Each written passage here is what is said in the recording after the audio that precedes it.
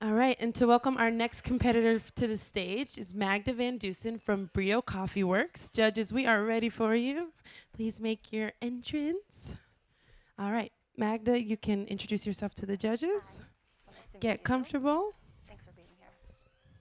Thank you so much for your time. and Hello, when you're welcome. ready, the stage is yours. Great.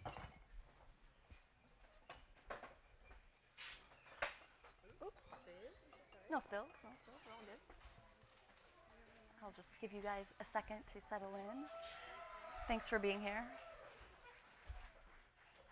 And could I get my music queued up, please?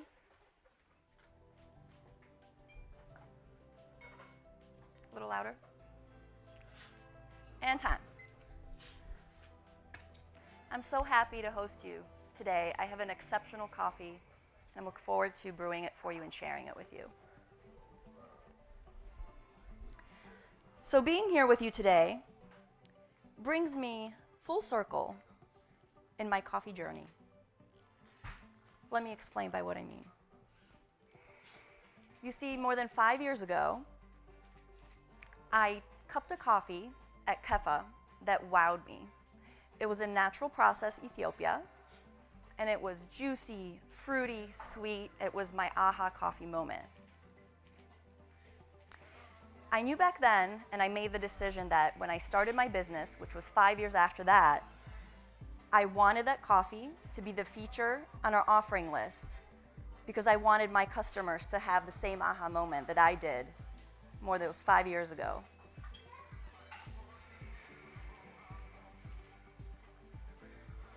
So this brings me full circle to my coffee I'm brewing for you today. The coffee is an anaerobic process Guji from Ethiopia. And it was also sourced by Kefa. Again, it's all about bringing things full circle for me. I chose this coffee because of its unique processing method. It's pretty rare to see an anaerobic processed coffee in Ethiopia. I was wowed by its flavor, but because it was also unique, I wanted to feature it today for you. The unique processing also reminds me where our industry is today.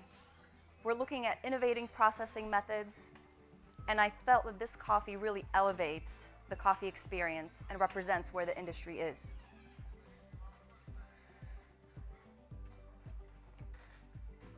It also, for me, meant that I could elevate the coffee experience for my customers back at the roastery and give them another aha moment.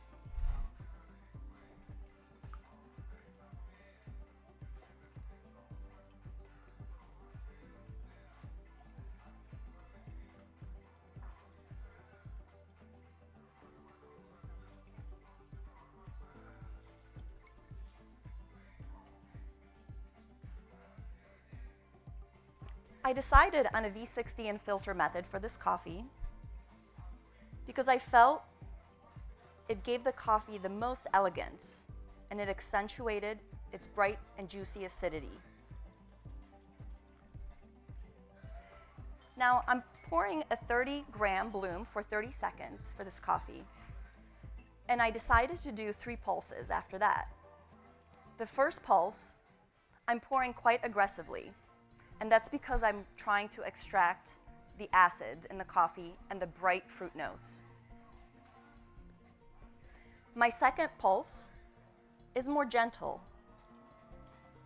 At this stage of the brew process, I'm trying to accentuate the coffee's sweetness and make sure I don't introduce too much agitation and add any bitter and astringent notes. Gentle and slow.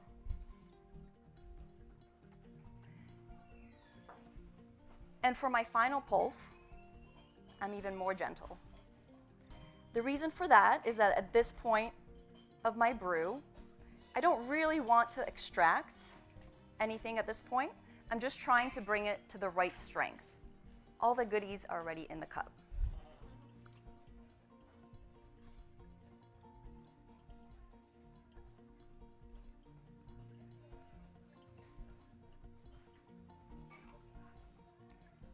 My brew ratio today is 1:16, and I'm using 14 grams of coffee and 224 grams of total water. My brew time is about 3 minutes and 30 seconds.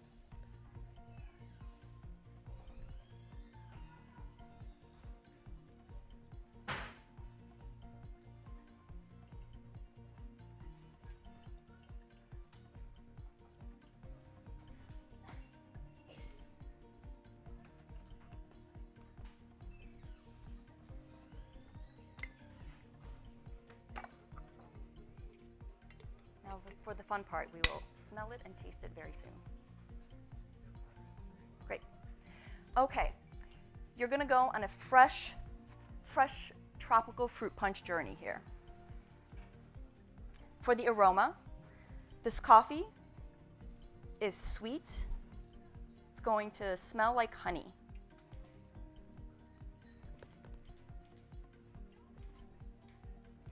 The aroma is very unique because it intensifies actually as it cools. So from warm to cool, you're going to get a more intense aroma, such as fresh tropical fruit, like fresh pineapple, mango.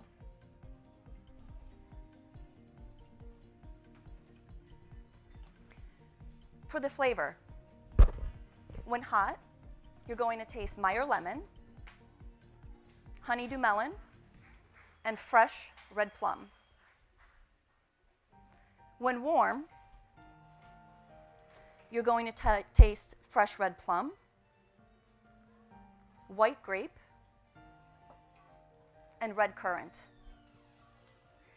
When cool, you're going to taste ruby red grapefruit, hibiscus, and tropical fruit punch.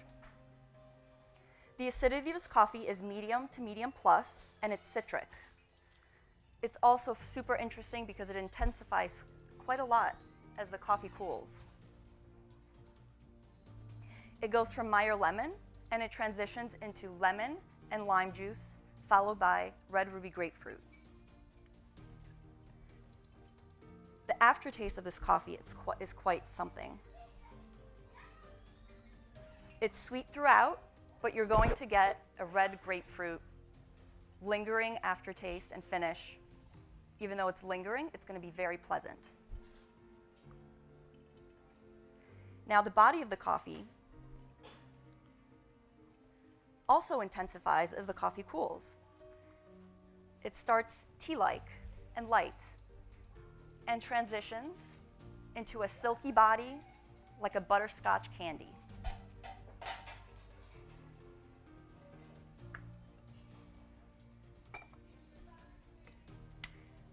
Now, judges, before I serve you this coffee, I would like to just make a note that you evaluate the aroma of this coffee when it's warm and cool. I found it really interesting when I was working with this coffee that almost all of the flavor characteristics really shined as the coffee became cooler. So I would love for you to experience that. So overall, I find this coffee to have great inherent sweetness. It's juicy, and it has a wonderful, fresh, tropical fruit quality to it. That's what stood out to me the most.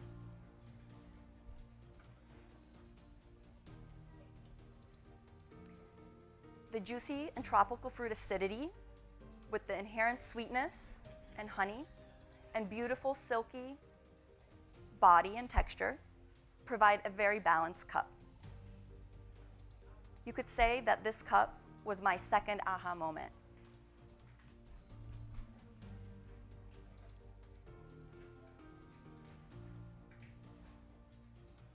Overall, I think this cup will present as a wonderful tropical fruit journey for you.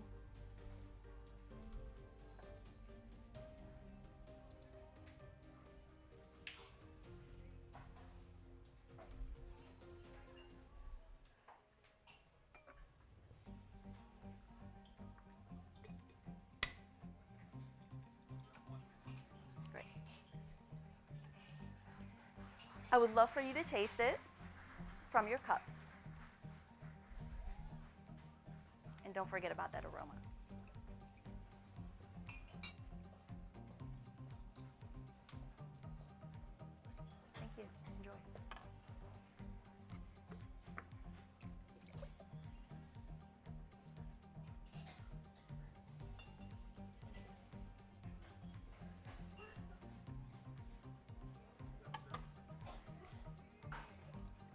last but not least.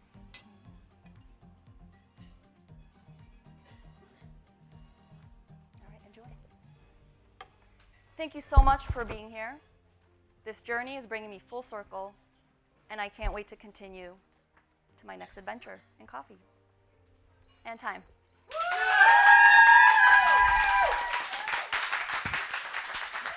All right. Yeah. That's actually what I was doing to your Lionel Richie. Right? Who I doesn't love love that. Love Lionel that Richie? playlist. Yeah. If you don't love Lionel Richie, there's the door. You're a horrible human being. That's right. National treasure. So, Magda, that was great.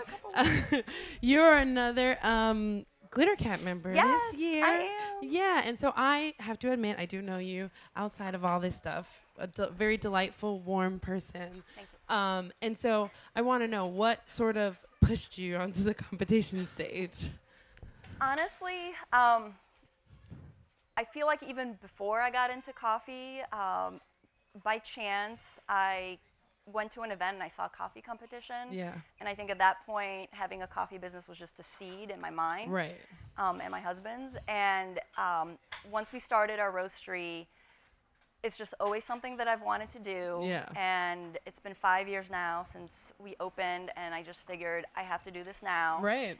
And I just saw this amazing opportunity with T-Ben, Eric, and the whole Glitter Cat program, which I think is one of the most important, if not the most important program in our industry right now. And I'm so grateful for those guys, Yeah. and we all appreciate them. Yeah, of course.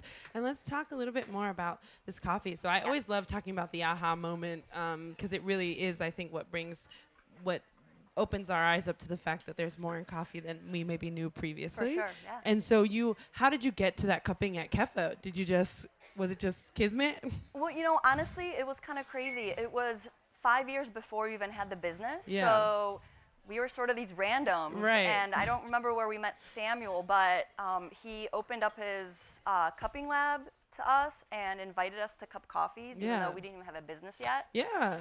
And was so kind, as have been so many people in the industry. And that's sort of how it happened. And it took us several years to open. Right. But that memory of that coffee really stayed with me. And, Yeah. and there wasn't anything like it when we opened, so I wanted to make sure that customers knew what it was like. Yeah, and it's cool to see you sort of replicate that experience here. And like you mentioned, an anaerobically processed coffee that is a processing method we see way more out of Central America and Colombia. right. Yeah, and That's so right.